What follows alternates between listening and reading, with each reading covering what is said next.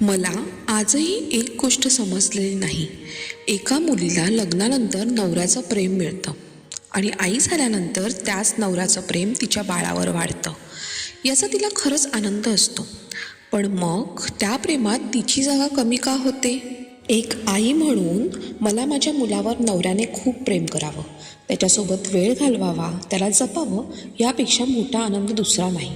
पण एक पत्नी म्हणून मला कधीकधी त्याचं लक्ष हवं असतं. कारण आई झाल्याने माझ्यातली पत्नी संपत नाही, माझी स्वप्न संपत नाही, माझ्या भावना संपत नाहीत आणि मला प्रेमाचीही गरज संपत नाही. मुलगा असो किंवा मुलगी असो, ते दोघंही जन्माला आल्यानंतर आईचं संपूर्ण जग त्या बाळाभोवती फिरायला लागतं. ती स्वतःची झोप विसरते, स्वतःची भूक विसरते, स्वतःचा वेळ विसरते आणि त्याच काळात तिला नवऱ्याची साथ सर्वात जास्त हवी असते. तिला असं वाटत नाही की माझ्या नवऱ्याने माझ्यापेक्षा मुलावर कमी प्रेम करावं. उलट तिला वाटतं, माझ्या बाळावर जितकं प्रेम करतोस तितकंच मला तुझ्या सोबतीचीही गरज आहे. बाळ आलं म्हणून नवरा बायकोंचं नातं संपत नाही, उलट त्या नात्याला एका नव्या जबाबदारीची सुरुवात होते.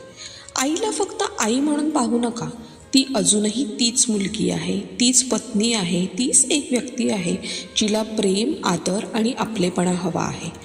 समाजाला एक गोष्ट खरंच मला खूप मनापासून सांगायची आहे आणि ती समाजाने समजूनसुद्धा घ्यायला हवी, अशी माझी ह्या व्हिडिओ थ्रू अपेक्षा आहे.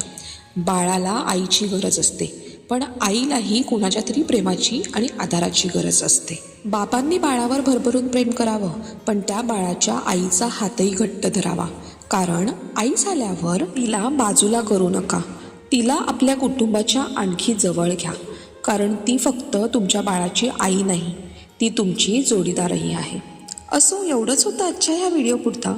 तुम्हाला कसं वाटला नक्की कमेंटमध्ये सांगा. भेटूयात पुढच्या व्हिडिओमध्ये. तोपर्यंत बाय बाय. काळजी घ्या आणि माझा हा मेसेज आवडला असेल तर तो जास्तीत जास्त लोकांपर्यंत पोहोचवण्याचा प्रयत्नसुद्धा करा. भेटूयात पुढच्या व्हिडिओमध्ये.